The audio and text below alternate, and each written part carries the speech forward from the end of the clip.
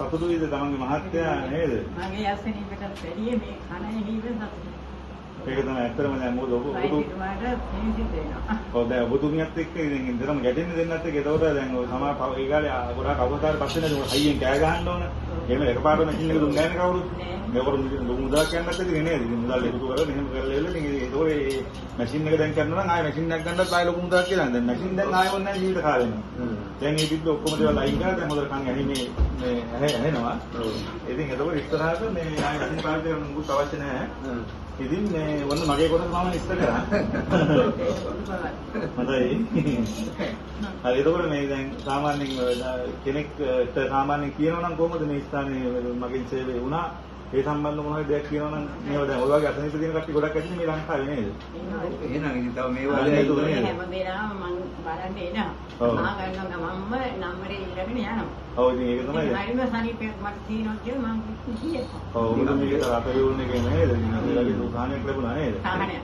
හරි එතකොට ඉතින් මේ හරි බොහොම සන්තෝෂයි. අපි ඉතින් ඔය දැන් මේ වගේ ඉඳ තියෙන කට්ටියට අපි ඉතින් ආරාධනා කරමු නේද මිස්ටර් දෙන්න. ඔය දැනුත් එක්කෙනෙක් අර ගත්තේ ඊගත්තේ. අපේ නම්බරේ. ඔව්. අපේ බාප්පා මෙයාගේ නෑ ඇවිත් ඒව නේද? ඒක නෑ ගොඩක් කට්ටිය කතා කරනවා ඔබතුමියලා ගිහිල්ලා මගේ ගැන විස්තර කියලා ගොඩක් කට්ටිය කතා කරා.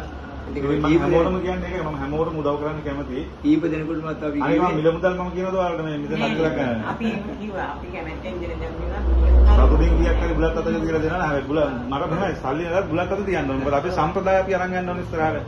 නේද? මොකද මට පරම්පරාවෙන් ආපු දෙයක් නේ මගේ ශක්තියෙන් මම ගොඩාක් දුරට අවුරුදු 5කටත් වඩා මං සෑහෙන දුක් විඳලා මම මේ ආපු ගමනක් මේ දෙන්නේ. මොකද මම උතුම් බුදුගුණ මෙනෙහි කරලා ඒ වගේම දාන ශීල භාවනා උතුම් පින්කම් කරලා ඒ වගේ ගොඩාක් මම වන්දලි මාසයේ පින්කම් කරලා ඒ වගේම බණ භාවනා කරලා ගොඩක් භාවනාවෙන් තමයි මේ ගත්තේ දේවල් ශක්තියක් මේ දෙන්නේ.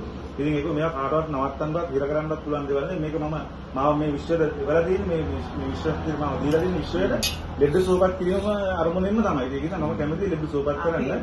මේ දුව පුදුම හතරක් ලැබුවේ මේ මං තනි වුණා කියලා ඉවර වශයෙන් කියනවා. ඉතින් හැමෝටම ඉතින් දන්න හැමෝටම මම කියන්නේ මේ වීඩියෝ එක ෂෙයා කරන්න කියලා. ඉතින් මම කැමති හැමෝටම උදව් කරන්න. මුදල නෙමෙයි ප්‍රශ්නේ තියෙන්නේ මට ඕන ලෙඩුයි. ලෙඩ සුවපත් කරලා මුතුන් ගමනක් යනවා මම ඒ ගමනට ආශිර්වාදයක් ලබා ගන්න තමයි අරමුණ තියෙන්නේ. ඔව් මම මේ ස්ථානයේ කියන අමාරු නැහැ කුරුණෑගල ඉඳලා කිලෝමීටර් 19ක් තමයි මම ඉන්න ස්ථානයේ තියෙන්නේ. එතකොට කුරුණෑගල මේ වාරිපොළ කියන ප්‍රදේශයේ තමයි මම මේ මගේ දේවස්ථානයේ තියෙන්නේ. හොයාගන්න මාර්ගනේ පාර අයිනමයි තියෙන්නේ වාරිපොළ ගලගෙදර හන්දිය. ඉතින් සාමාන්‍ය බටහිර වෛද්‍යවරයෙකු කොට හොඳ කරන්න අමාරු. ඒ වගේම ස්කෑන් වලට අහු නොවන නිදාගත රෝග, ඒ කියන්නේ තුවාල ස්නායු සම්බන්ධ ලෙඩ රෝග, ඒ වගේ ඇස් පෙනීම නැති ප්‍රශ්න, එතකොට කන් ඇහෙන්නේ නැති ප්‍රශ්න, ඒ වගේම ඔය ඕනම දෙයක් ශරීරගත මේ ගොඩක් කරන දේවල්. ඒ කියන්නේ හොඳ වෙන්නෙම නැහැ. බෙහෙත් මොනවා හොඳ වෙන්නෙම නැත්තම් ඒක අනිවාර්යෙන්ම හොඳ කරන්න සුව කරන්න පුළුවන්. ඒක විශ්වාසයෙන් කියන්නේ මොකද එහෙම කෙනෙක් තමයි මෙතුමා.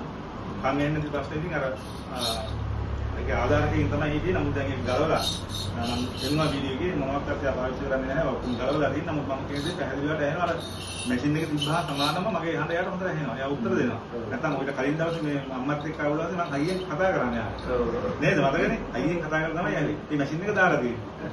හයියෙන් කතා කරලා ඉතින් හැමෝටම කියන්නේ ඒක එහෙම දෙයක් තියෙනවා නම් මම හදන්න මුදල් වල ප්‍රශ්නයක් නැහැ. මට මුදල නෙවෙයි වටින්නේ. මට ලෙඩයි යවුණා. මම ලෙඩ අනිවාර්යෙන් සුවපත් කරලා දෙනවා. හැමෝටම දරුවන් සම්බන්ධයි.